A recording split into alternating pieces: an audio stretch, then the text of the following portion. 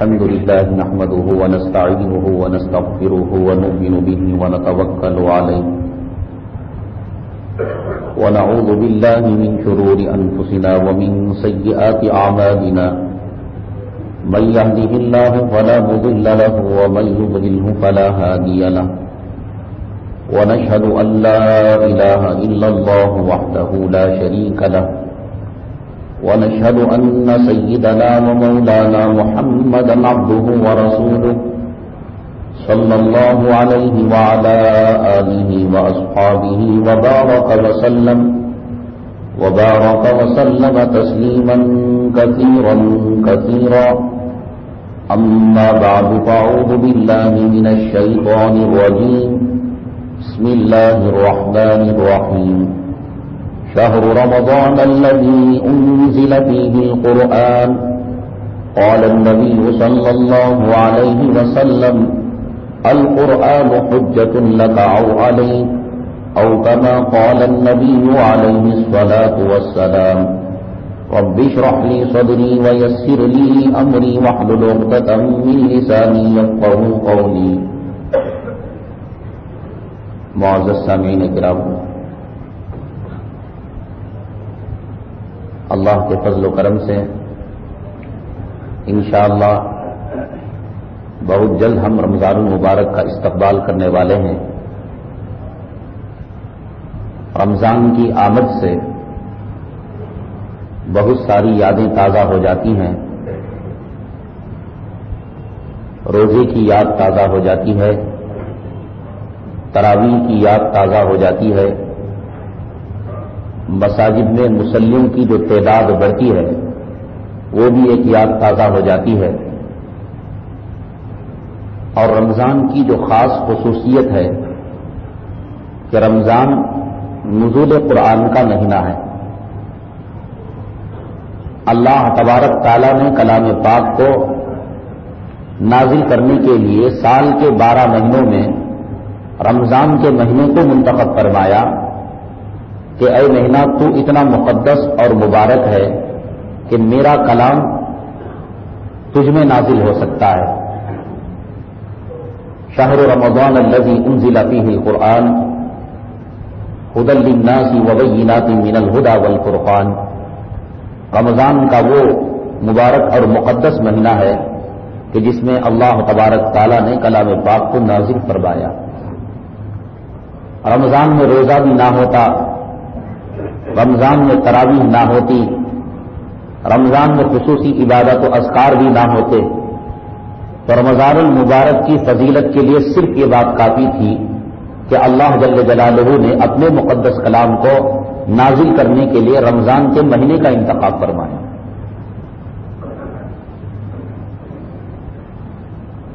بنگلور شہر میں قرآن سب کے لیے ایک تحریک چلا رہے ہیں عمائدین شہر، جس کا مقصد یہ ہے کہ قرآن شریف کا تعارف کرایا جائے غیر مسلم حضرات میں، اور دنیا والوں کو بتایا جائے کہ قرآن کے اندر ہدایت کے کتنے اسباب ہیں، رحمت کا کتنا خزانہ پوشیدہ ہے. اور خطیب حضرات سے بھی گزارش کی گئی ہے کہ قرآن ہی کے موضوع پر وہ خطاب کریں. روزے کی فضیلت کے تعلق سے، رمضان کے احکامات کے تعلق سے، رمضان میں بھی ہمیں جمعات مل جائیں گے انشاءاللہ، اس میں کچھ مختصراً آپ کے سامنے احکامات نقل کریں گے. یہ جو عنوان انہوں نے رکھا ہے قرآن سب کے لیے، اس کا بنیادی مقصد یہ ہے کہ آج مسلمان یہ سمجھتا ہے کہ قرآن صرف ہماری دولت ہے. قرآن مسلمانوں کی کتاب ہے، مومنوں کی کتاب ہے، اور انہوں نے یہ کہ مذہب والوں کی ایک کتاب کو تقسیم کر دیا. انجیل عیسائیوں کی کتاب ہے، توریت یہودیوں کی کتاب ہے، اور قرآن مسلمانوں کی کتاب ہے. یہ کہہ کر قرآن کا جو حق ہے دوسروں کے تعلق سے، یا دوسروں کا جو حق قرآن میں شامل ہے، اس کو چھین کر مسلمان خیانت کر رہے ہیں. قرآن شریف اللہ تبارک تعالیٰ نے صرف مکے والوں کے لیے یا مدینے والوں کے لیے نازل نہیں کیا، یا صرف قریش خاندان کے لیے نازل نہیں کیا، یا صرف مومنوں اور مسلمانوں کے لیے نازل نہیں کیا۔ اللہ جل جلالہ نے کلام پاک میں جہاں قرآن شریف کی افادیت کا تذکرہ فرماتے ہیں، قرآن شریف کے ہدایت ہونے کا تذکرہ فرماتے ہیں، وہاں اللہ یہ فرماتے ہیں کہ ہدی للعالمین، یہ دونوں جہاں کے لوگوں کے لیے، ساری مخلوق کے لیے ہدایت کا سامان اس کے اندر موجود ہے۔ کافرین کی ہدایت کا سرمایہ کلام اللہ کے اندر موجود ہے، مشرکین کی ہدایت کا سرمایہ کلام اللہ کے اندر موجود ہے، مجوسیوں کی ہدایت کا سرمایہ کلام اللہ کے اندر موجود ہے۔ دنیا کی تمام جماعتیں اور دنیا کے تمام مذاہب کے ماننے والے اس وقت تک کامیاب نہیں ہو سکتے جب تک کہ وہ کلام اللہ سے استفادہ نہیں کرتے۔ انہیں جنت کی سند اس وقت تک نہیں مل سکتی، میدان محشر میں سایہ انہیں اس وقت تک نہیں مل سکتا جب تک کہ وہ دنیا کے اندر کلام اللہ سے استفادہ نہ کرے اور اس پر ایمان نہ لے آئے اور اس سے فائدہ نہ اٹھائے۔ یہ کلام اللہ جو ساری مخلوق کے ہدایت کے لیے آیا، اور اللہ تبارک تعالی کا اصول یہ ہے کہ یہ دنیا دار الاسباب ہے، کسی کے ذریعے سے کسی کو روزی پہنچاتے ہیں۔ اولاد کو رزق دینے والی ذات اللہ ہی کی ہے، لیکن اللہ نے ماں باپ کو ذریعہ بنا دیا۔ ماں باپ اولاد کے رازق اور خالق نہیں ہیں، چونکہ دنیا دار الاسباب ہے، یہاں کا ہر کام سبب کے دائرے میں ہوتا ہے۔ اللہ کی ذات تو ایسی ہے، انما امرہ اذا، اڑوسی پڑوسی اس کے دشمن، اے اناج تو پیدا ہو جا، اے شکر تو پیدا ہو جا، اے چاول تو پیدا ہو جا، اے انسان تو پیدا ہو جا، تو بغیر سبب کے اللہ تبارک تعالیٰ چیزوں کو پیدا کر سکتے ہیں۔ لیکن دنیا دار الاسباب بنایا ہے اللہ نے، تو یہاں جو بھی کام عمل میں آتا ہے وہ سبب کے دائرے میں ہوتا ہے۔ یہاں بچے پیدا ہوتے ہیں سبب کے دائرے میں، یہاں اناج پیدا ہوتا ہے سبب کے دائرے میں، یہاں مکانات تعمیر ہوتے ہیں سبب کے دائرے میں، ورنہ اللہ تبارک تعالیٰ اپنے مسبب الاسباب، اپنے خالق حقیقی ہونے کا ثبوت دیتے ہوئے بغیر سبب کے حضرت آدم علیہ الصلوۃ والسلام کو بغیر ماں باپ کے پیدا کیا، حضرت حوا علیہ الصلوۃ والسلام کو بغیر ماں کے پیدا فرمایا، حضرت عیسیٰ علیہ الصلوۃ والسلام کو بغیر باپ کے پیدا فرمایا۔ یہ ثبوت دینے کے لیے کہ ہماری تخلیقی امور کے اندر اور ہمارے نظام میں ہم سبب کے محتاج نہیں ہیں، لیکن چونکہ دنیا دار الاسباب ہے، یہاں کوئی کام کسی کے ذریعے سے ہو جایا کرتا ہے۔ شاگردوں کو جو تعلیم ملتی ہے استاد کے ذریعے سے ملتی ہے، لیکن حقیقی تعلیم دینے والی ذات اللہ تبارک تعالیٰ کی ذات ہے۔ اللہ تبارک تعالیٰ جسے چاہے علم سے نوازتے ہیں اور جسے چاہے علم سے محروم کر دیتے ہیں۔ ایک استاد کے پاس پڑھنے والے 30 شاگرد ہوتے ہیں، 300 شاگرد ایک ہی استاد کے پاس ایک ہی وقت ایک ہی ڈھنگ سے پڑھتے ہیں، لیکن جب امتحان لیا جاتا ہے تو کوئی اعلیٰ درجے میں کامیاب ہوتا ہے، کوئی متوسط درجے میں کامیاب ہوتا ہے اور کوئی ناکام ہو جاتا ہے۔ تعلیم ایک، استاد ایک، کتاب ایک، طریقہ ایک، لیکن فرق ہے شاگردوں کے اندر۔ اللہ تبارک تعالیٰ جس کو جتنا علم چاہتے ہیں دے دیتے ہیں، اور اللہ جسے جتنا محروم رکھنا چاہتے ہیں محروم رکھ لیتے ہیں۔ استاد اگر علم دینے والا ہوتا تو سارے کو ایک سا علم حاصل ہو جاتا، اور ماں باپ رزق دینے والے ہوتے تو ساری اولاد ایک ہی قسم کی ہوتی، ان میں نہ کوئی مالدار ہوتا نہ کوئی فقیر ہوتا، سب ایک قسم کے ہوتے۔ تو دنیا یہ دار الاسباب ہے، اسباب کے ذریعے سے یہاں پر جو ہے فیصلے کیے جاتے ہیں۔ اسی طریقے سے اللہ تبارک تعالیٰ نے دنیا کی ہدایت کا جو ذریعہ بنایا ہے وہ 2 چیزیں ہیں۔ حدیث میں نبی کریم صلی اللہ علیہ وسلم نے ارشاد فرمایا، ترکت فیکم امرین لن تضلوا ما تمسکتم بہما کتاب اللہ وسنتی، او کما قال النبی علیہ الصلوۃ والسلام۔ دنیا سے میں رخصت ہو کر تو جا رہا ہوں، پردہ کر کے تو جا رہا ہوں، لیکن تمہارے اسباب ہدایت کو لے کر نہیں جا رہا ہوں، اسباب ہدایت کو چھوڑ کر جا رہا ہوں۔ 2 چیزیں ایسی ہیں کہ اگر تم مضبوطی سے تم انہیں تھام لو گے تو ہرگز تم گمراہ نہیں ہوگے۔ ایک تو یہ ہے کہ میری سنتیں ہیں، اور دوسرا یہ ہے کہ اللہ کی کتاب ہے۔ دنیا میں کوئی انسان اگر کامیابی چاہتا ہے تو اللہ کی کتاب اور جناب محمد رسول اللہ صلی اللہ علیہ وسلم کی سنتوں کو اپنا لے، وہ دنیا میں بھی کامیاب ہو جائے گا اور وہ آخرت میں بھی کامیاب ہو جائے گا۔ جس طریقے سے روزی کسی کے ذریعے سے کسی کو پہنچتی ہے، ماں باپ کے ذریعے سے اولاد کو پہنچتی ہے، شوہر کے ذریعے سے بیوی کو پہنچتی ہے، بڑے بھائی کے ذریعے سے بہنوں کو پہنچا کرتی ہے، گھر کے سرپرست کے ذریعے سے اپنے ماتحتوں کو پہنچا کرتی ہے، اسی طریقے سے اللہ تبارک تعالیٰ اسی اصول اسباب کو جاری رکھتے ہوئے ہدایت کے بھی کچھ اسباب دنیا میں بتلا دیے اللہ نے کہ قرآن ہدایت عالم کا ذریعہ ہے، ہدایت عالم کا سبب ہے، لیکن اللہ تبارک تعالیٰ یہ کلام دنیا کے تمام قوموں کو عطا نہیں کیا، یہ قرآن اللہ تبارک تعالیٰ نے یہود و نصارہ کو عطا نہیں کیا، یہ کلام اللہ تبارک تعالیٰ نے مشرکین کو عطا نہیں کیا، بلکہ اللہ نے فرمایا اس امانت کو جناب محمد رسول اللہ صلی اللہ علیہ وسلم کی امت کے سپرد کرتے ہیں۔ اللہ نے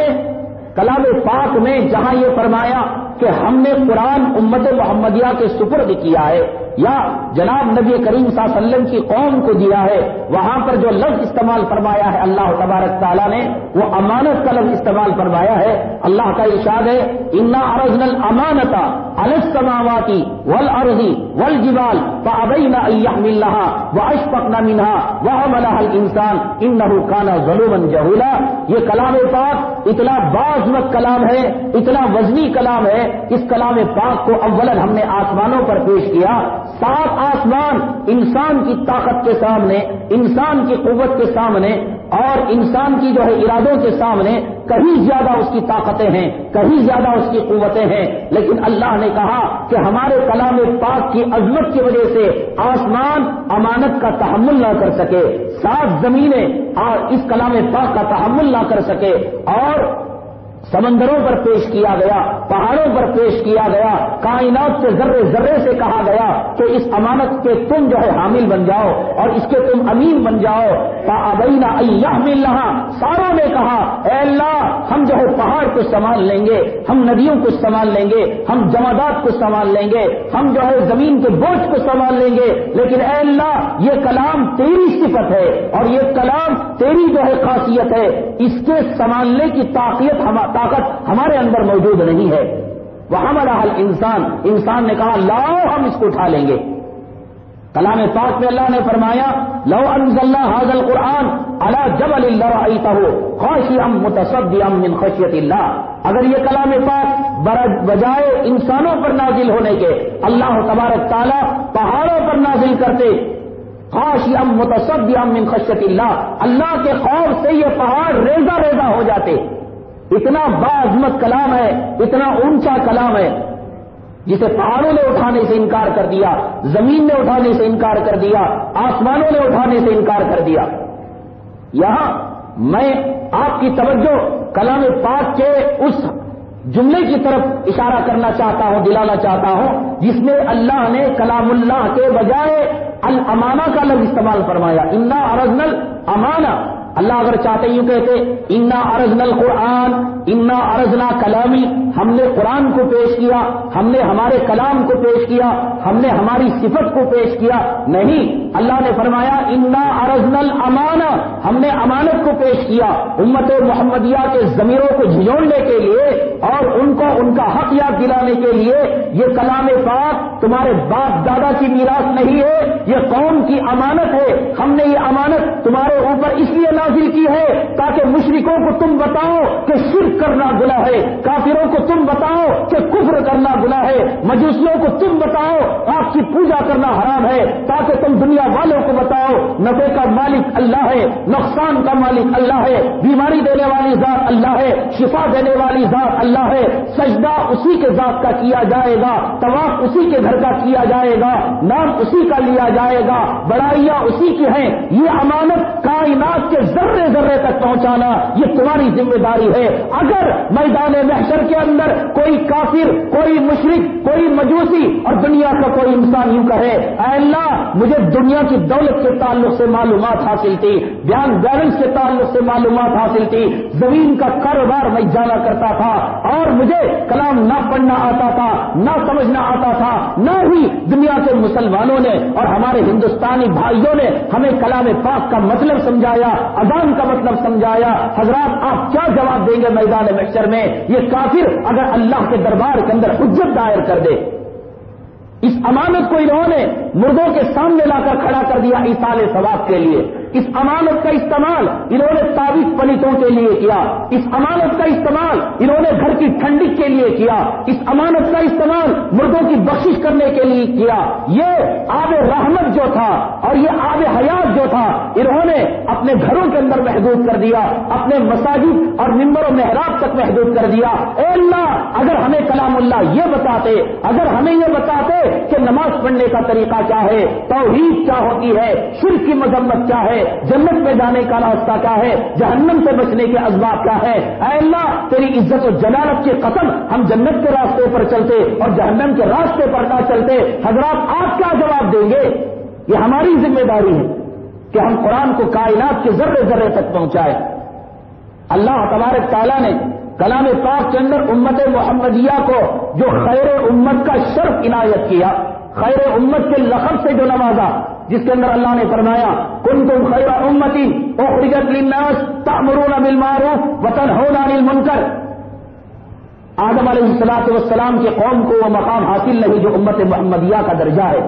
شیس علیہ السلام کے قوم کو وہ درجہ حاصل نہیں جو امت محمدیہ کا مقام ہے. حضرت لوط علیہ السلام کے قوم کو وہ درجہ حاصل نہیں جو امت محمدیہ کا مقام ہے. اور تو اور امت محمدیہ میں بعض برگزیدہ بندے اتنے مقام پر پہنچے ہیں, اتنے درجات پر پہنچے ہیں کہ بنو اسرائیل کے بعض نبی اور رسولوں تک ان کا مقام چلا جاتا ہے.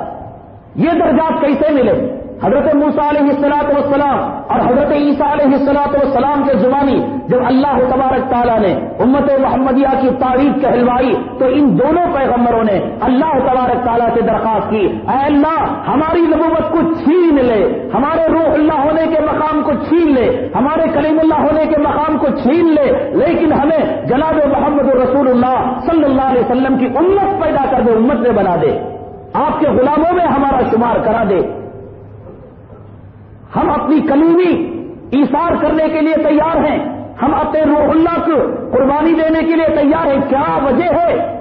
موسیٰ علیہ السلام جن کا تذکرہ اللہ تبارک تعالیٰ نے کلام پاک کے 30 پاروں کے اندر بکھیر دیا ہے. حضرت موسیٰ علیہ السلام وہ جلیل القدر پیغمبر ہیں جن کا تذکرہ اللہ تبارک تعالیٰ نے کلام پاک میں بے حد کیا ہے. وہ کون سا پارہ ہے, وہ کون سی سورت ہے, وہ کون سا رکوع ہے جس میں اللہ تبارک تعالیٰ نے موسیٰ علیہ السلام یا ان سے ملتے جلتے حالات کا تذکرہ نہ کیا ہو. لیکن پھر بھی حضرت موسیٰ علیہ السلام نے کہا یہ سب قربانیاں دے دوں گا, لیکن اے اللہ تو مجھے جناب محمد رسول اللہ صلی اللہ علیہ وسلم کے قوم میں بنا دے, امت میں بنا دے. یہ کیوں چاہتے تھے؟ حضرت عیسیٰ علیہ السلام جب کسی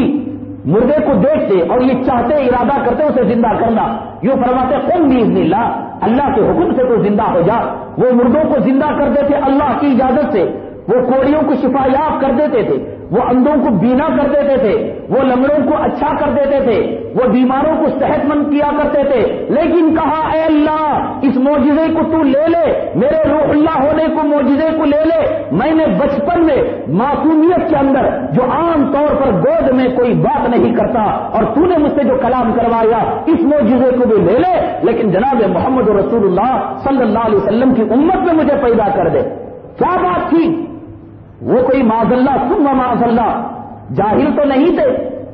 خدا نہ خاصہ جاہل ہوتے اللہ تبارک تعالیٰ پیغمبری سے نوازتے. پیغمبر بنانا یہ اس بات کا ثبوت کہ کائنات میں اس وقت ان سے بڑا دنیا میں کوئی عقل مند موجود نہیں ہے. ان کا نبی بنانا اس بات کا ثبوت کائنات میں اس وقت جب انہیں نبی بنایا گیا تھا ان سے بڑا کوئی عقل مند دنیا کے اندر موجود نہیں ہے. من یرید اللہ بہ خیرا یفقہہ فی الدین, اللہ تبارک تعالیٰ جس کے ساتھ بھلائی کا ارادہ کرتے ہیں اللہ اسے دین میں سمجھ عنایت کرتے ہیں, اور دین کی سب سے بڑی سمجھ حضرات انبیاء علیہ الصلوۃ والسلام کو عطا کی جاتی ہے. اور اس کے بعد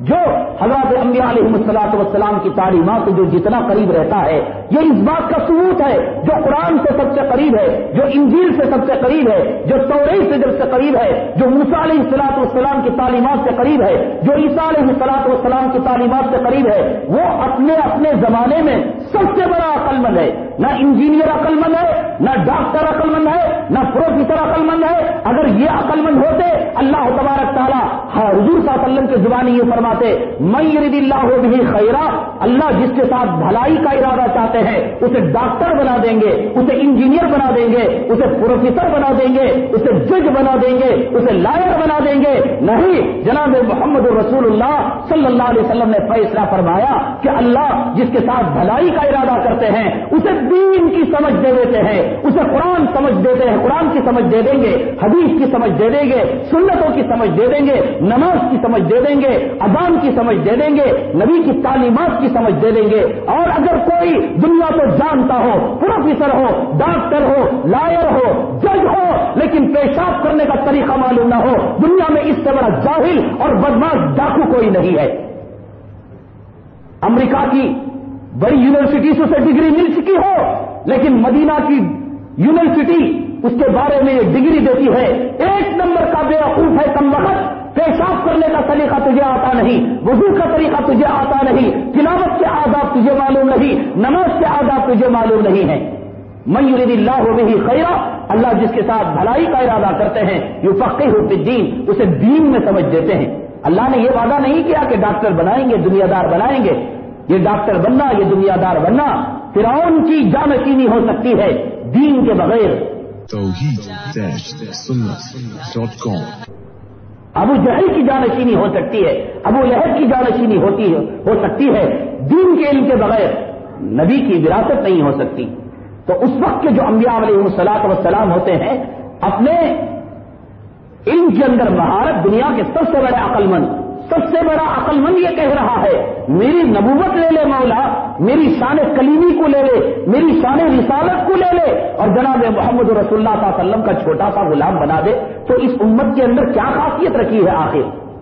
کیا خوبی رکھی ہے؟ یہی خوبی تو رکھی ہے اللہ نے جسے بیان فرمایا، کنتم خیر امت، بہترین امت ہو، جس کی تمنا پچھلے نبیوں نے کی ہے اور پچھلے رسولوں نے کی ہے، اخرجت للناس تأمرون بالمعروف وتنہون عن المنکر، کہ تم لوگوں کے اندر بھلائی کا کام کرتے ہو اور برائیوں سے روکتے ہو۔ اب یہ بھلائی کا کام برائی سے روکنا ہمارے باپ دادا کو دیکھ کر تو نہیں ہوگا، ہمارے خاندان کے طور طریقوں کو دیکھ کر تو نہیں ہوگا، یہ بھلائی کا کام جو انجام دیں گے کلام اللہ کے ذریعے سے انجام دیں گے، جناب محمد رسول اللہ صلی اللہ علیہ وسلم کی تعلیمات کے ذریعے سے ہوگا۔ تو اب اس کا مطلب یہ نکلا کہ یہ امت خیر امت ہے اس وجہ سے کہ خود قرآن سیکھتی ہے اور دوسروں کو سکھاتی ہے، جس کا حدیث کے اندر فیصلہ کیا گیا، خیرکم من تعلم القرآن وعلمہ، تم میں کا بہترین انسان وہ ہے۔ اب یہاں بھی دیکھ لو، آپ صلی اللہ علیہ وسلم نے یہ نہیں فرمایا کہ تم میں کا بہترین انسان ڈاکٹر ہے، تم میں کا بہترین انسان مالدار ہے، تم میں کا بہترین انسان پراپرٹی اور جائیداد والا ہے، فرمایا خیرکم من تعلم القرآن وعلمہ، تم میں کا بہترین انسان وہ ہے جو قرآن کو سیکھے اور دوسروں کو سکھلائے۔ یہ امانت اللہ تبارک تعالیٰ نے تمہارے اوپر جو رکھی ہے، تمہارے سپرد جو کی ہے، اس کا حق خود ادا کرو۔ امانت کا مطلب کیا ہوتا ہے؟ امانت کا مطلب یہ ہوتا ہے کہ اگر کوئی آدمی ہمارے پاس 500 روپے کی امانت رکھتا ہے، ایک تو یہ کہ اس کے اندر کمی بیشی نہ کرے، اس کے خرچ نہ کریں اور اس کے اندر زیادتی نہ کریں، اس کا استعمال نہ کریں اور اسے تلف ہونے سے بچائیں، اسے نقصان ہونے سے بچائیں، اسے جلنے سے بچائیں، اسے چوری ہونے سے بچائیں۔ اور امانت کی دوسری جو ذمہ داری ہوتی ہے کہ صاحب امانت یعنی جس نے امانت رکھی ہے اسے وقت مقررہ پر اسے ادا کر دے۔ اللہ نے کلام اللہ کو امانت کہہ کر امت محمدیہ کے سپرد کی ہے، اب ہمارے اوپر ذمہ داری یہ ہے کہ کلام اللہ کی جو آیتیں ہیں ان کی حفاظت کی جائے۔ ان کی حفاظت کا مطلب یہ نہیں کہ بہترین مصحف میں چھاپ دیا جائے، اور ریشمی رومال کے اندر لپیٹ دیا جائے، سونے کے طبق کے اندر رکھ دیا جائے، چاندی کے باکس کے اندر رکھ دیا جائے، اس امانت کے حفاظت کا مطلب یہ ہے جسے جناب محمد رسول اللہ صلی اللہ علیہ وسلم نے ایک دوسری روایت کے اندر فرمایا کہ قرآن جسے حلال کہے اسے حلال سمجھو اور قرآن جسے حرام کہے اسے حرام سمجھو۔ اس امانت کی حفاظت سب سے بڑی یہی ہے کہ جسے قرآن جائز کہتا ہے اسے جائز سمجھنا چاہیے اور قرآن جسے حرام سمجھتا ہے اسے حرام سمجھنا چاہیے۔ اس امانت کی پہلی بنیادی ذمہ داری ہے، اور دوسری ذمہ داری یہ ہے کہ اس امانت کو کائنات کے ذرے ذرے تک پہنچایا جائے۔ یہ امانت غیروں کی امانت ہے، یہ تو ہے ہی ہماری خوبی ہے ہی، ہماری شان ہے ہی، ہمارا فخر ہے ہی، ہمارا کمال ہے ہی، لیکن اس کی امانت یہ تقاضا کرتی ہے کہ کائنات کی تمام مخلوقات تک پہنچایا جائے کہ آؤ اے ہدایت کے پیاسو، آؤ قرآن کے چشمے سے سیراب ہو جاؤ، اے سکون کے تلاش کرنے والوں آؤ قرآن کے چشمے سے سیراب ہو جاؤ، اے دنیا کے بھٹکنے والوں آؤ قرآن سے تم سیراب ہو جاؤ، اے انگریزی پڑھنے والوں، اے تحقیق کرنے والوں، اے ریسرچ کرنے والوں، اے ڈاکٹری پڑھنے والوں، اے انجینئرنگ کرنے والوں، دنیا کے تمہیں تمام مسائل کا حل کلام اللہ کے اندر موجود ہے۔ زمین کا علم اس کے اندر موجود ہے،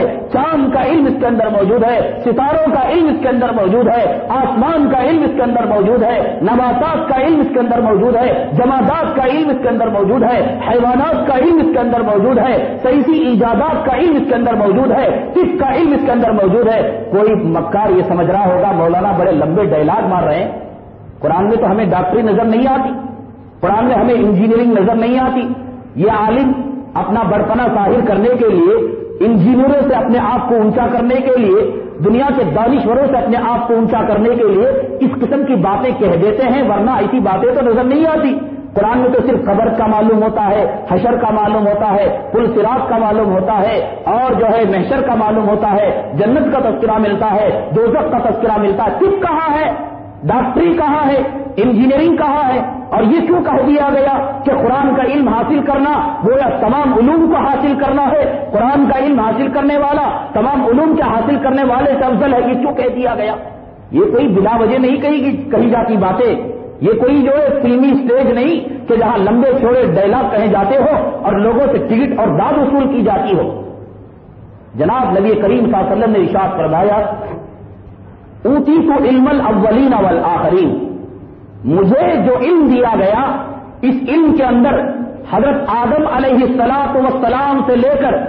حضرت عیسیٰ علیہ الصلاۃ والسلام تک جتنے نبی آئے، جتنے پیغمبر آئے، جتنے رسول آئے، اور ان پر جو کتابیں نازل کی گئی اور انہیں جو تعلیمات دی گئی، ان تمام تعلیمات کا علم مجھے دیا گیا۔ اوتیت علم الاولین، اولین کا علم مجھے دیا گیا، وہ اوتیت علم الآخرین، اور مجھے آخرین کا علم دیا گیا۔ اولین سے مراد حضرات محدثین کرام شرح کے اندر لکھتے ہیں آدم علیہ الصلاۃ والسلام سے لے کر حضرت عیسیٰ علیہ الصلاۃ والسلام تک جتنے نبی، پیغمبر، سیاستدان، پروفیسر، انجینئر، ڈاکٹر، جتنا اہل علم کا طبقہ دنیا میں آیا اور انہیں جو علم دیا گیا، اتنا سارا علم جناب محمد رسول اللہ صلی اللہ علیہ وسلم کو تنہ تنہا دیا گیا۔ اس سے مراد یہ ہے کہ اوتیت علم الاولین، مجھے اولین کا علم دیا گیا۔ اب پھر فرمایا اگر یہاں تک کہتے تو بات ختم ہو جاتی، پھر آگے فرمایا وعلم الآخرین، اور آخرین کا بھی علم دیا گیا۔ آخرین کا مطلب یہ ہے کہ جناب محمد رسول اللہ صلی اللہ علیہ وسلم سے لے کر قیامت تک کے آخری نقطے پر، قیامت کے قریب جو آخری اہل علم پیدا ہوگا، آخری لائر جو پیدا ہوگا، آخری جو سیاستدان پیدا ہوگا، آخری جو پروفیسر پیدا ہوگا، اس وقت تک جتنا علم ہوگا وہ بھی علم مجھے دیا گیا۔ سیاست کا علم بھی ہے، عدالت کا بھی علم ہے، اکنامکس کا بھی علم ہے، معاشیات کا بھی علم ہے، زراعت کا بھی علم ہے، امامت کا بھی علم ہے، اقتدار کا بھی علم ہے، حکومت کا بھی علم ہے، سلطنت کا بھی علم ہے۔ آدم علیہ الصلوۃ والسلام سے عیسیٰ علیہ الصلوۃ والسلام تک وہ پورا علم دیا گیا، اور محمد رسول اللہ صلی اللہ علیہ وسلم سے لے کر قیامت تک جتنے افراد صاحب علم آئیں گے وہ علم بھی دیا گیا۔ اب ظاہر سی بات ہے حضور اقدس صلی اللہ علیہ وسلم جو کلمات کہتے ہیں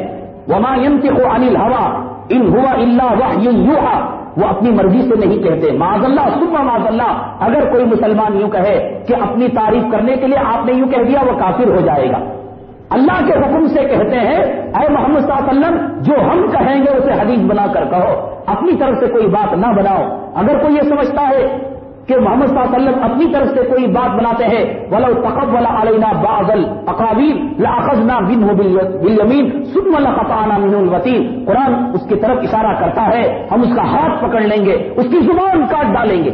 کسی کی مجال نہیں ہوگی کہ ہماری طرف سے کوئی کلام بنا کر پیش کرے۔ تو اب اللہ نے جب یہ کہا کہ آپ کو آخرین کا بھی علم دیا گیا، اللہ کو معلوم ہے کہ امریکہ میں بھی سائنسدان پیدا ہوں گے، اللہ کو معلوم ہے کمپیوٹر کا علم آئے گا، اللہ کو معلوم ہے سائنسی ایجادات پیدا ہوں گے، اللہ کو معلوم ہے طبی خدمات آگے بڑھیں گے، اللہ کو معلوم ہے ڈاکٹروں کی تعداد بڑھے گی، اللہ کو معلوم ہے انجینئروں کی تعداد بڑھے گی، اللہ کو معلوم ہے پروفیسر اور جج کی تعداد بڑھے گی، اللہ کو معلوم ہے قانون کا علم بڑھے گا، اللہ کو معلوم ہے اکنامکس کا علم بڑھے گا، اللہ کو معلوم ہے معاشیات کا علم بڑھے گا۔ اللہ نے کہا اے محمد صلی اللہ علیہ وسلم قیامت تک جتنا علم آئے گا وہ چاہے کس قسم کا کوئی علم نہ ہو ہم نے آپ کو دے دیا ہے۔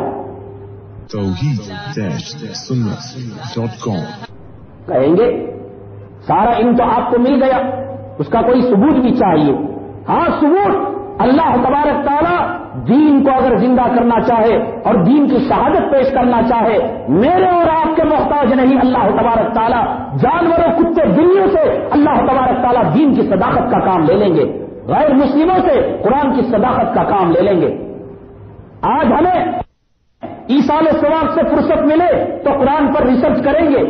آج ہمیں علماء کرام پر تنقید سے فرصت ملے تو ہم قرآن پر ریسرچ کریں گے، آج ہمیں قرآن خوانی اور ٹھنڈک سے فرصت ملے، ہم نے قرآن کا مشغلہ یہ بنا دیا ہے کہ کوئی مردہ ہو تو اس کے سرانے پڑا جائے، کوئی مر جائے قبرستان کے سرانے پڑا جائے، وہ قرآن جو زندوں کے لیے آب حیات بن کر آیا تھا، اس قرآن کا مصرف ہم نے مردوں کے لیے بنا دیا ہے۔ سب سے بڑی کتاب آج ہدایت کا سامان آب حیات مسلمانوں کے پاس ہے، اور دنیا کے اندر سب سے بدقسمت قوم مسلمان ہی ہے جو اتنا بڑا سرمایہ رکھتے ہوئے بھی فقیر ہے، یہود و نصارہ کے محتاج ہے، عیسائیوں کے محتاج ہے، انگریزوں کے محتاج ہے، امریکہ رشیا والوں کے محتاج ہے، کتے بلی کھانے والوں کے محتاج ہے۔ اس سے بڑی بدقسمتی کیا جس کے پاس کلام اللہ کے 300 پارے ہیں، وہ کھڑے ہو کر پیشاب کرنے والی قوم کی محتاج بن گئی ہے کہ تم ہمیں لباس پہننا سکھاؤ، ہمیں چراغ کرنا سکھاؤ، ہمیں کوٹ پہننا سکھاؤ، ہمیں ٹی وی رکھنا سکھاؤ، ہمیں کیبل کلیکشن دینا سکھاؤ۔ تم آئے تو دنیا میں رہبر بن کر، دنیا کے اندر ہادی بن کر، حاکم بن کر، پٹنے کے لیے ہم نہیں آئے تھے، جیل میں چڑھنے کے لیے ہم نہیں آئے تھے، مظلوم بننے کے لیے نہیں آئے تھے، ہم عدالتوں کے چکر کاٹنے کے لیے نہیں آئے تھے۔ ہمارا مقصد یہ تھا کہ قرآن پڑھے، قرآن کو زندہ کرے اور کائنات کے ذرے ذرے تک پہنچا دے۔ ہمیں فرصت ملے ان آپسی جھگڑوں سے فاتحہ کے چہلم کے تو ہم ریسرچ کریں۔ جرمن کا ایک سائنسدان تھا، احادیث کا مطالعہ کیا کرتا تھا۔ ایک حدیث پر جب وہ پہنچا کہ جناب نبی کریم صلی اللہ علیہ وسلم نے ارشاد فرمایا اذا بلغ القلب فی اناء احدکم فلیغسل 7 مرات او کما قال النبی علیہ الصلوۃ والسلام۔ حدیث کے اندر یہ جملہ ہے کہ کتا اگر تم میں سے کسی کے برتن میں منہ ڈال دے تو 7 مرتبہ اس برتن کو دھوئے، غسل کرے، اور 7 میں سے 1 مرتبہ مٹی کا استعمال کرے۔ نبی کریم صلی اللہ علیہ وسلم نماز سکھانے کے لیے آئے تھے، نبی کریم صلی اللہ علیہ وسلم قرآن کی تعلیم دینے کے لیے آئے تھے، نبی کریم صلی اللہ علیہ وسلم حج بتانے کے لیے آئے تھے، نبی کریم صلی اللہ علیہ وسلم روزی کی کیفیت بتانے کے لیے آئے تھے، نبی کریم صلی اللہ علیہ وسلم جہنم سے ڈرانے کے لیے آئے تھے، نبی کریم صلی اللہ علیہ وسلم برزخ کے حالات کو سامنے کرنے کے لیے آئے تھے، اور آپ کہتے ہیں کہ انجینئرنگ کا علم نہیں، ڈاکٹری کا علم نہیں، پروفیسری کا علم نہیں۔ پروفیسر نبی کریم صلی اللہ علیہ وسلم کے جوتوں کی دھول کے محتاج ہیں، سائنسدان رسول کریم صلی اللہ علیہ وسلم کی تعلیمات کے محتاج ہے۔ اگر ان پر سے پردہ اٹھا دیا جائے، طب کا مسئلہ حل ہو جائے، کینسر کا مسئلہ حل ہو جائے، ایڈس کا مسئلہ حل ہو جائے، بیماریوں کا مسئلہ حل ہو جائے، حکومت کا مسئلہ حل ہو جائے، عدالت کا مسئلہ حل ہو جائے، اگر نبی کریم صلی اللہ علیہ وسلم کی تعلیمات کو برسرے عام کیا جائے اور تعلیمات کو عمل کی شکل میں لایا جائے، سارے مسائل حل ہو جائے۔ تو جب اس حدیث پر پہنچا کہ 7 مرتبہ دھونا چاہیے اور 1 مرتبہ پانی سے دھونا چاہیے، مٹی سے دھونا چاہیے، کہا کہ کیا آپ کا مقصد تو آخرت کی تعلیمات تھی؟ کتا برتن میں منہ ڈالے پھر اس سے دھونا، ارے ڈال لیتا وہ صابن سے دھو لیتا، سمندر کے پانی سے دھو لیتا، کیمیکل سے دھو لیتا، کیا وجہ تھی آپ کے بیان کرنے کی؟ ایسے احمقوں کے ضمیر کو جھنجھوڑنے کے لیے، ایسے پاگل جو نبی کریم صلی اللہ علیہ وسلم کی تعلیمات کو یہ سمجھتے ہیں کہ آپ صرف نماز روزہ سکھانے آئے تھے، انجینئرنگ کا علم نہیں تھا، ڈاکٹری کا علم نہیں تھا، دنیاوی علوم نہیں تھے، یہ ثابت کرنے کے لیے اللہ تبارک تعالیٰ نے ایسے مسائل نکلوائے۔ تو کہا کہ کیوں اس نے کہا محمد صلی اللہ علیہ وسلم نے کہ 7 مرتبہ دھویا جائے اور 1 مرتبہ مٹی سے دھویا جائے؟ تو اس نے ایک کام کیا کہ برتن کو صاف شفاف کیا اور پھر کتے کا لعاب اس برتن کے اندر ڈالا۔ برتن کے اندر ڈالنے کے بعد اس نے پانی سے 1 مرتبہ دھویا، دھونے کے بعد پھر جو ہے اس نے تجزیہ کیا، لیاب کے اندر اس نے جو ہے تحقیق کی کیا کتے کے جراثیم کے اثرات اب موجود ہیں؟ تو کہا کہ 1 مرتبہ دھونے کے بعد اس نے پائے، 2 مرتبہ دھونے کے بعد اس نے پائے، 3 مرتبہ دھونے کے بعد پائے، 7 مرتبہ بغیر مٹی کے استعمال کے دھویا تب بھی جراثیم کے اثرات کافی حد تک اس کے اندر موجود تھے۔ اس کے بعد جب اس نے مٹی کا استعمال کیا تو معلوم ہوا کہ کتے کے زہر کے جو جراثیم ہیں وہ مٹی کے استعمال سے فوراً ختم ہو گئے ہیں۔ آج بھی کتے کے کاٹنے پر انسان کو جو انجیکشن دیا جاتا ہے اس انجیکشن کے اندر مٹی سے نکالی ہوئی کیمیکلز کا استعمال کیا جاتا ہے اور اسے اخذ کیا گیا جناب محمد رسول اللہ صلی اللہ علیہ وسلم کی اس روایت سے۔ اب جب کہا کہ آخر مٹی کے استعمال کا کیوں حکم دیا گیا ہے تو اس نے اس کا انالیسس کیا، تجزیہ کیا کہ مٹی کے اندر کیا خاصیت ہے۔ تو مٹی کے 7 حصوں کو اس نے تقسیم کیا۔ مٹی کے اندر ایک نوشادر بھی کیمیکلز ہے، آپ کو معلوم ہے نوشادر ایک کیمیکلز ہوتا ہے، تو اس کے اندر یہ خاصیت ہے کہ وہ کتے کے جراثیم کو ختم کر دے سکتا ہے۔ تو پھر اس کے بعد اس نے اپنی کتاب کے اندر لکھا کہ رسول کریم صلی اللہ علیہ وسلم کو علم تھا کہ مٹی کے اندر نوشادر ایک کیمیکلز ہے جو کتے کے جراثیم کو ختم کر سکتا ہے، بجائے نوشادر کے استعمال کرنے کے مٹی کے استعمال کا کیوں حکم دیا؟ خود اس نے جو ہے اس کا جواب بھی لکھا کہ نوشادر ہر کتاب ہر دکان کے اندر مل جانا آسان نہیں اور ہر غریب کو میسر ہو جانا آسان نہیں ہے، اور رسول کریم صلی اللہ علیہ وسلم رحمت للعالمین ہے، وہ کائنات والوں کے لیے رحمت بن کر آئے ہیں۔ مٹی کہیں بھی کسی بھی وقت جہاں کہیں بھی مل جا سکتی ہے، تو آپ نے حکم دیا بجائے نوشادر استعمال کرنے کے مٹی کے استعمال کرنے کا۔ اب بتلاؤ کہ طب رسول کریم صلی اللہ علیہ وسلم کی زندگی میں موجود تھی یا نہیں تھی؟ اور اگر اسی موضوع پر کلام کیا جائے، مسواک کے اندر اور ظہر کی نماز پڑھ کر جو قیل اللہ کیا جاتا ہے، چاول جو چبا کر کھایا جاتا ہے، انگلیوں کو جو چاٹا جاتا ہے، بیٹھ کر جو پانی پیا جاتا ہے، 3 سانس میں جو پانی پیا جاتا ہے، پانی جو دیکھ کر پیا جاتا ہے، سیدھی کروٹ پر جو لیٹا جاتا ہے، بیت الخلا میں جو بیٹھنے کا طریقہ ہے، یہ سارے چیزیں کسی غیر مسلم پروفیسر ڈاکٹر کے سامنے رکھو، سائنسدان کے سامنے رکھو اور پوچھو کہ تمہارے طبی نقطۂ نظر سے، میڈیکل لائف سے، میڈیکل لائن سے کیا یہ صحیح ہے؟ وہ کہے گا کہ انسانیت کے لیے اس سے بڑھیا کوئی طریقہ نہیں ہے، اس سے بہتر کوئی طریقہ نہیں ہے۔ اسی کو فرمایا جناب نبی کریم صلی اللہ علیہ وسلم نے، اوتی تو علم الاولین والآخرین، مجھے آدم علیہ الصلوۃ والسلام سے لے کر حضرت عیسیٰ علیہ الصلوۃ والسلام کی تمام تعلیمات کا خلاصہ دے دیا گیا ہے، اور مجھے قیامت تک کے آنے والے جو اہل علم ہیں، چاہے وہ کسی قسم کا علم ہو، چاہے وہ کسی نوعیت کا علم ہو، وہ تمام علم مجھے دے دیا گیا ہے۔ اسی وجہ سے کہا خیرکم من تعلم القرآن وعلمہ، تم میں کا بہترین انسان وہ ہے جو قرآن کو سیکھے اور دوسروں کو سکھائے۔ اب یہ امت خیر امت ہے۔ حدیث میں آتا ہے نبی کریم صلی اللہ علیہ وسلم نے ارشاد فرمایا کہ قیامت کے دن اللہ تبارک تعالیٰ جب حضرات انبیاء علیہ الصلوۃ والسلام سے فرمائیں گے جاؤ اپنی قوموں کو لے کر جنت میں چلے جاؤ، تو کوئی نبی ایسا بھی ہوگا جس میں 1000 سال دنیا میں تبلیغ ہوگی لیکن صرف ایک امتی اس کے ساتھ ہوگا۔ کوئی نبی ایسا بھی ہوگا جس کے 2 امتی ہوں گے، کسی کے 5 امتی ہوں گے، کسی کے 17 امتی ہوں گے، لیکن اللہ تبارک تعالیٰ جب یہ انبیاء اپنی اپنی قوموں کو لے کر جنت کے پاس پہنچیں گے، اللہ تعالیٰ فرمائیں گے جب تک صدیق اکبر کا داخلہ نہیں ہوگا اس وقت تک کسی نبی کا بھی داخلہ نہیں ہوگا۔ یہ امتی کا مقام ہے، یہ امتی کا درجہ ہے۔ آیا سب سے آخر میں دنیا میں، لیکن قیامت میں سب سے پہلے جنت میں پہنچ جائے گا۔ اللہ نے کہا اے امت تیری نسبت میرے آقا میرے محبوب سے ہو گئی ہے، اور تیری نسبت میرے چہیتے بندے سے ہو گئی ہے، ولیوں کے سردار سے ہو گئی ہے، نبیوں کے سردار سے ہو گئی ہے، اس وجہ سے تو خیرہ امت ہے۔ یعنی قیام آدم علیہ السلام سے لے کر قیامت تک کے آنے والے لوگوں میں بہترین ہے. اور ان بہتروں میں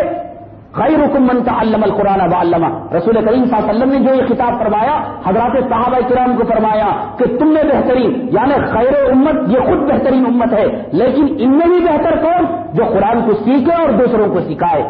افسوس کی بات تو یہ ہے جو امانت ہم دوسروں کو پہنچانے کا وعدہ کر کے اللہ کے پاس، اور جو قرآن کے پارے، جو قرآن کی آیتیں اور جو قرآن کی صورتیں اللہ سے عہد کر کے آئے، جس قرآن کو اٹھانے سے پہاڑ نے انکار کر دیا، زمین نے انکار کر دیا، سمندر نے انکار کر دیا، اور اللہ سے ہم نے کہا اے اللہ یہ امانت ہمیں دے دے. ہم مشرکوں کو بتا دیں گے، ہم کافروں کو بتا دیں گے، ہم یہودیوں کو بتا دیں گے، ہم نصارہ کو بتا دیں گے، ہم مجوسیوں کو بتا دیں گے، ہم ملحدوں کو بتا دیں گے آؤ تمہاری رحمت کا جو ہے خزانہ اس کے اندر پوشیدہ ہے، تمہارے ہدایت کے اسباب اس کے اندر پوشیدہ ہے. لیکن یہ ہدایت کا بتانے والا رہبر آج اسے یہ صورت یاد نہیں ہے، آج اسے قرآن پڑھنا آتا نہیں ہے، آج اسے قرآن کی منزلیں آتی نہیں ہیں، آج اسے قرآن سے تعلق نہیں ہے، آج اسے قرآن سے رشتہ نہیں ہے. یہ قرآن جو سب کے لیے نعرہ لگایا گیا ہے، یہ قرآن والے کو قرآن معلوم نہیں ہے. سب سے پہلے اس تحریک کی چلانے کی ضرورت ہے. قرآن والے قرآن کو سمجھ، قرآن والے قرآن کو پڑھ. یا ایھا الذین آمنوا آمنوا باللہ ورسولہ والکتاب الذی انزل الیکم. اے وہ لوگوں جو ایمان لے آئے ہو اللہ پر ایمان لے آؤ، رسول پر ایمان لے آؤ، اور اس کتاب پر ایمان لے آؤ جو کتاب تمہارے نبی صلی اللہ علیہ وسلم پر نازل کی گئی ہے. گانوں سے دلچسپی ہے، فلموں سے دلچسپی ہے، ناولوں سے دلچسپی ہے، افسانوں سے دلچسپی ہے، سیاست سے دلچسپی ہے، تجارت سے دلچسپی ہے. اور ہم اپنے آپ کے اندر کوئز کریں، اپنے آپ کا امتحان لیں اور دیکھیں ہمیں کتنے گانے ہیں یاد ہیں، اور ہمیں قرآن کی کتنی صورتیں حفظ یاد ہے، ہمیں دنیا کے کتنے ناول افسانے اور سنیما کی اسٹوریاں یاد ہے، اور ہمیں قرآن شریف کے کتنی صورتیں یاد ہیں. جناب نبی کریم صلی اللہ علیہ وسلم کے سامنے ایک صحابی نے عرض کیا یا رسول اللہ صلی اللہ علیہ وسلم مجھے قرآن میں سب سے زیادہ قل واللہ کا سورہ پسند ہے، میں اسے بہت زیادہ محبت کرتا ہوں. نبی کریم صلی اللہ علیہ وسلم نے جواب فرمایا کہ اے صحابی تم سورہ اخلاص سے محبت کرنے کی وجہ سے اللہ بھی تمہیں کائنات میں سب سے زیادہ محبت کرتا ہے. قل واللہ کا سورہ بہت چھوٹا سورہ ہے. صحابی جب سورت سے محبت کرتے ہیں نبی نے فیصلہ دیا صلی اللہ علیہ وسلم کہ اللہ بھی تم سے محبت کرتے ہیں. ایک سورت سے محبت کرنے پر اللہ کائنات میں سب سے زیادہ محبت کرے، اور 114 سورتوں سے کوئی محبت کرے، قرآن سے محبت کرے، 30 پاروں سے محبت کرے، 6666 آیتوں سے محبت کرے، پھر اللہ کس درجے اس بندے سے محبت کریں گے؟ اللہ تبارک تعالیٰ کا تعلق کس درجے اس بندے سے ہو جائے گا؟ تو ہمارے سامنے قرآن کا مہینہ آ رہا ہے، ہمارے سامنے وہ مقدس ماہ آ رہا ہے کہ جس کے اندر اللہ نے کلام کو نازل کیا. اپنے نفسوں کا احتساب کرے، ہمیں قرآن پڑھنا یا نہیں آتا، ہمیں قرآن جو ہے سورتیں کتنی یاد ہیں. رمضان کا مہینہ بڑا بہترین مہینہ ہے، اس کے اندر قرآن شریف کی تلاوت زیادہ سے زیادہ کرے. نبی کریم صلی اللہ علیہ وسلم کے بارے میں آتا ہے کہ رمضان المبارک کے اندر حضور اقدس صلی اللہ علیہ وسلم کلام اللہ کا ایک دور حضرت جبرائیل علیہ الصلوۃ والسلام کو سناتے تھے، اور حضرت جبرائیل امین علیہ الصلوۃ والسلام رسول کریم صلی اللہ علیہ وسلم کو سنایا کرتے تھے. ہمارے اکابرین کا معمول تھا کہ رمضان میں سوائے قرآن شریف کے شغف کے اور کوئی کام نہیں کیا کرتے تھے، یہاں تک کہ خطوط سے جواب بھی نہیں لکھا کرتے تھے. تو رمضان کا مہینہ سامنے ہے، جتنا ہو سکے قرآن شریف پڑھنے کی کوشش کرے. اگر کسی کو قرآن شریف پڑھنا نہیں آتا، قرآن شریف کے پڑھنے کے اندر جو ہے اسے دشواری پیش آتی ہے، وہ دادا ہو چکا ہو، وہ نانا ہو چکا ہو، وہ طیبہ ہو چکا ہو، وہ باپ بن چکا ہو، شرم نہ کرے، آر نہ کرے. اور قرآن پڑھنے کا بھی ایک طریقہ ہے، قرآن پڑھنے کا بھی ایک ڈھنگ ہے. وہ کس طریقے سے پڑھنے پر ثواب ملے گا، اس کے کیا ڈھنگ ہے، اور بہت ساری تفصیلات ہے، انشاءاللہ اگلی جمعہ بیان کی جائیں گی. اللہ تبارک تعالیٰ سے دعا ہے اللہ تبارک تعالیٰ ہمیں قرآن کا حق ادا کرنے کی توفیق عطا فرمائے. حضرات رمضان المبارک کا مہینہ ہے. نبی کریم صلی اللہ علیہ وسلم کے بارے میں آتا ہے کہ رمضان کے مہینے کے اندر آقا نامدار صلی اللہ علیہ وسلم کی سخاوت ہوائوں کی طرح ہو جایا کرتی تھی. ہواؤں کو ناپا اور تولا نہیں جاتا. تو یہ ہم امتی ہونے کا یہ ہمارا فریضہ ہے کہ ہم بھی اس مہینے کے اندر خوب سخا کریں، خیرات کریں. خاص کر اس مسجد کی بہت ساری ذمہ داریاں ہیں، سارے محلے کے لیے ایک مسجد ہے اور تقاضے بہت زیادہ ہو گئے ہیں. آپ حضرات سے گزارش ہے کہ جو بھی تقاضا آپ کے سامنے آئے بلا چون و چرا اسے اللہ کے گھر کی تعمیر سمجھ کر جو ہے اس کے تقاضوں کو پورا کرے. اللہ تعالیٰ عمل کرنے کی توفیق عطا فرمائے. واقعہ الحمدللہ رب العالمین.